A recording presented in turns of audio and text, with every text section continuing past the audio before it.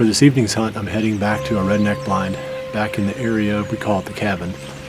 For obvious reasons, you'll see when we get there. But there's a soybean food plot that last time I was in there looked really good, but I know the deer were starting to feed on it. I'm expecting we'll see some deer. I don't think we'll see a lot of deer, but this is the area where that no-name 10 potentially is living. And at some point, I have to believe that that deer is going to show up on that food plot.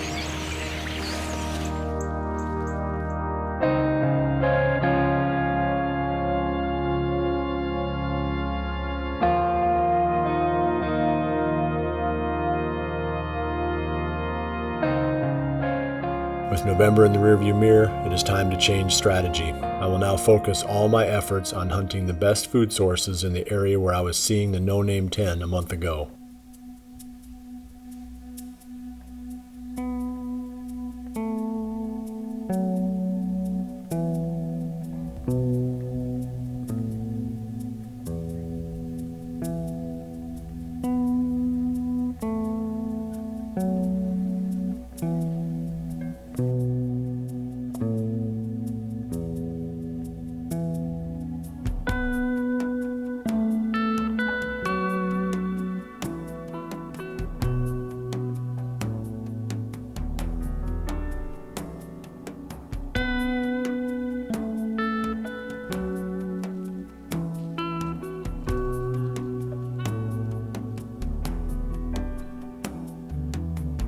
As the evening wore on, does and fawns began to pile into the food plot.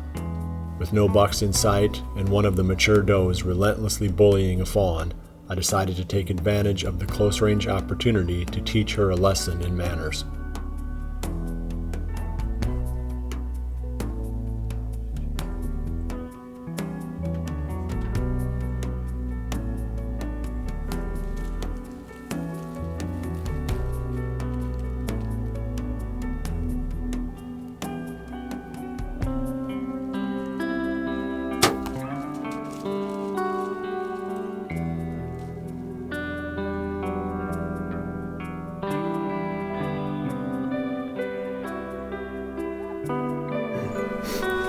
I've got about 10 minutes left in the legal shooting time.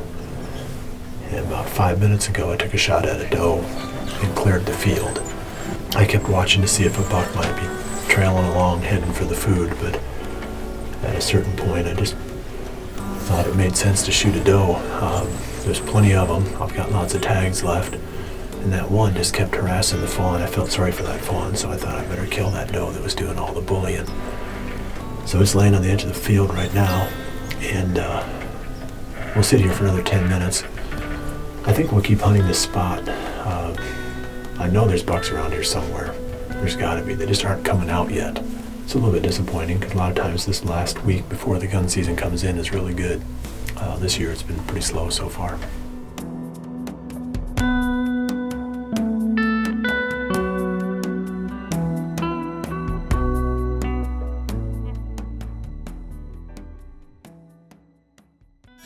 I've been shooting the fuse sights since 2008. Pins are super bright, extremely well protected and durable. I've never had a pin break, even though I drag my bow through all kinds of brush, and I can't say that about some of the inferior sights I've used over the years. Fuse sights are bright, durable, and accurate, and there's not a whole lot more I can ask for from a sight. The location I was hunting on December 2nd is another perfect example of how redneck blinds have changed the way I hunt. I've tried hunting from cedar trees in that fence line, but I would get picked off and educate too many deer. With the redneck blind, I can stay hidden from a field full of deer and increase my odds of soon getting a close-range shot. Autumn quick plot is a very popular blend that works well when planted in late summer. But this allows us to still get a food plot in the ground by planting late August all the way through mid-September. So it grows fast, germinates quickly, and creates a lot of browse, a lot of tonnage in a short amount of time.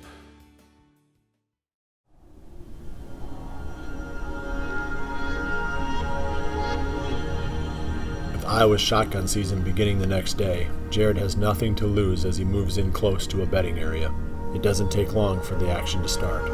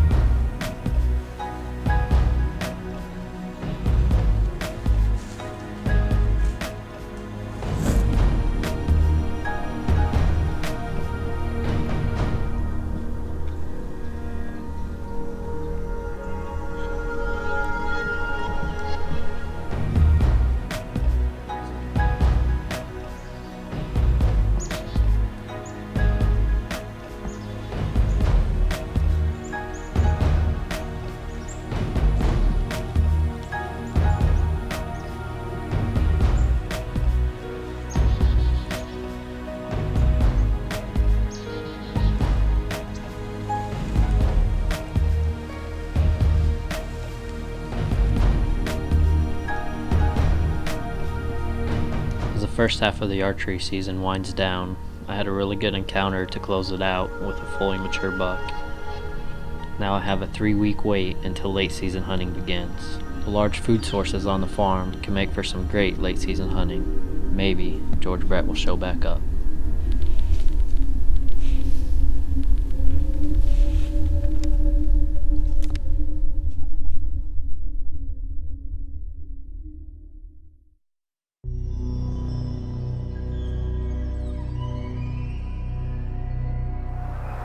Well, it's Sunday, December 6th. Jared and I just made it out for an afternoon hunt. It's shotgun season here in Iowa, but fortunately with the urban hunt, we're able to bow hunt during shotgun season. So we came out here, we're gonna go get set up. We're gonna do a hanging hunt again, just like our usual fashion.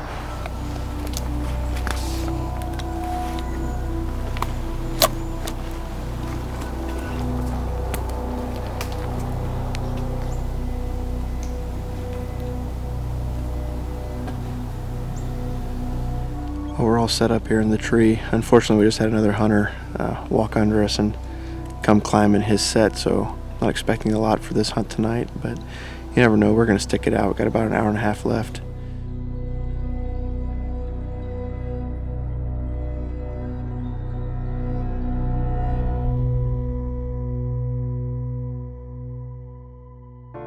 More often than not, Mike and Jared carry their stands and hang a fresh set when they hunt. Their go-to setup is Muddy Quick Sticks and Muddy Vantage stands. This method is so effective that they can go in for an evening hunt and quickly and quietly hang their stands, still permitting plenty of time to settle in before the deer begin moving.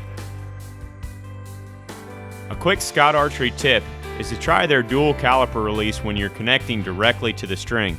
The wide jaws allow for little margin of error and help you clip on fast when you've got a big buck coming into your setup. Of course, one of the management goals on our farm is to grow the biggest and healthiest deer possible. One of the best ways you can do that is to meet all of their needs, including their mineral requirements. That's why I use trophy rocks and place them in high activity areas where the deer are most likely to find them. Hunting whitetails in the late season, especially around a food plot, can be a real challenge. You've got a lot of eyes and ears and noses to fool, and Ozonics ozone technology can be a real game changer in this situation. On this particular evening, at one point or another, I had deer in every direction of the stand. Not one of them lifted their nose. By the end of the evening, the plot had filled up with deer, and I was able to fill a tag. And it proved to me that the Ozonics is a game changer when it comes to fooling a whitetail's nose.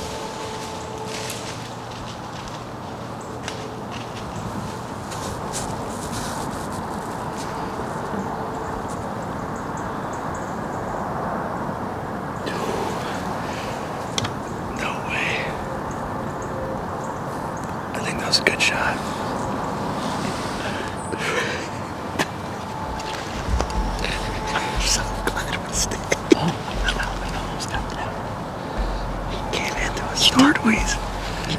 You took your release off.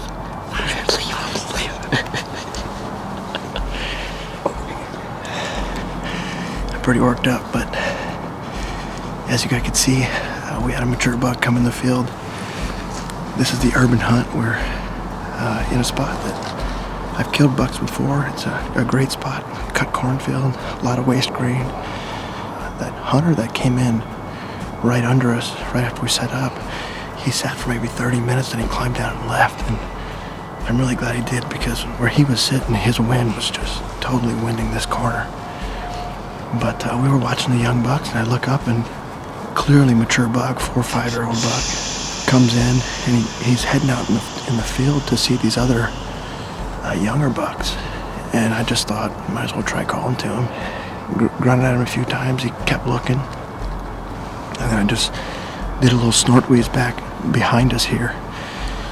And he just came right in to 20 yards. Pretty excited. Jared and I have had a long season. We've had a lot of good encounters, passed a lot of good deer. And we're really excited for late season. We're just game planning when he stepped out, actually, how we're gonna hunt the last 3 weeks of the season. And it's really nice to get a good shot on a nice buck, so all we gotta do is recover him. So we're gonna give him a little time and then get down and go look.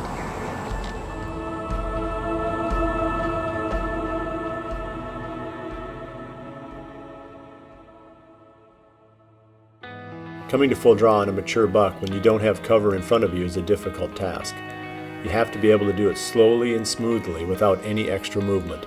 Fortunately for Mike, the Z5 cam on his Hoyt Carbon Spider is super smooth, which allowed him to come to full draw undetected and send an arrow through the buck's vitals. The company that we go to get our outerwear is Cabela's. With all the years of experience that they have in the garment and apparel market, they're an obvious choice. Cabela's makes a wide range of outerwear, so you'll be able to find exactly what you're looking for the way that you hunt. My favorite feature of the Muddy tree stands is their adjustable self-leveling capabilities. You have the option to adjust the tilt of the seat and the platform to ensure you're going to be able to sit comfortably in even the most crooked trees.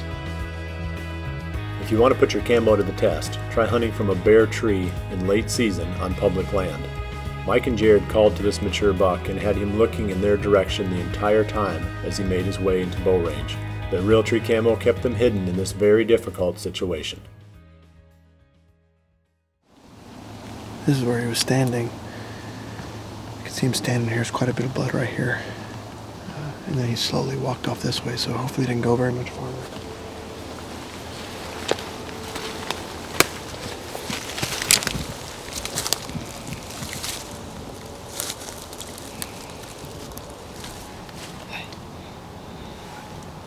Look right by your right foot. A little bit further. Oh, God, dude. There was a snake that would have bit me.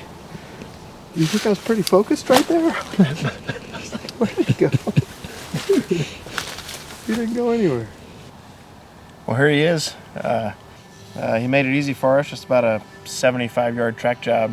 Really one of those hunts that make you laugh when you think about it. Jared and I came in here to just have a short hunt. The urban hunt is one of the few places we can get in and bow hunt during shotgun season, so we decided to come out to this particular spot. And this time of year, you know, deer are really going back to feed, so we decided to come in here and do another hanging hunt. And we got in, we left some parts of the truck, had to go back to the truck, and then right after we got set up, we had another hunter walk in. This is public hunting, so he came in and set up not 100 yards away from us, and we decided to go ahead and stick it out. We were about to climb down, and you always say to yourself, well, we're in here, and you know, you never know what could happen. Fortunately, he actually climbed down and left because he was winding us, and then the hunt started about an hour before dark. The parade started. We had 5 or 6 younger bucks come out, and then about 10 minutes after sunset, this guy walked out in the corner. He wasn't going to come in just yet, so I did a little snort-wheeze, and he turned and walked right to the base of the tree. You never know. You stick in there, and Jared and I have had a really long November. We hunted the whole month, 20 plus days, had a lot of really good encounters. You know, unfortunately, didn't put anything down. We're being a little picky. And this deer is a really nice, mature buck. Had good beams, great mass, big Roman nose, big body deer, obviously mature when he's out in the field. and he just couldn't take the idea of another buck bossing the deer around in his territory, I guess. So worked out for us, and he made it easy for us, so couldn't be happier.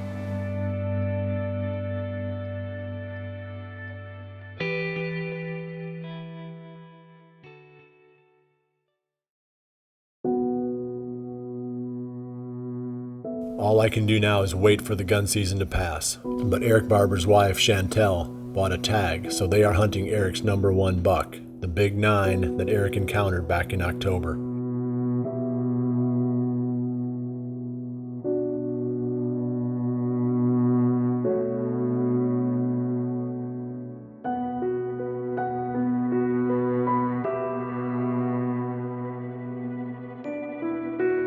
Unfortunately, warm weather plagues their hunt, and Eric and Chantel see only does, fawns, and small bucks. As I wait, I fill my time running trail cameras in the hope that I can find either the no-name 10 or any other mature buck. I will need something to hunt when the bow season starts back up in a few weeks. I won't say I've lost hope, because the late season can be very productive under the right conditions, but the edge is now off my enthusiasm. Hunting in December is methodical. Waiting for cold weather, we will spend our time overlooking food sources. Though predictable, this style of hunting lacks some of the intensity we lived for when we were chasing November.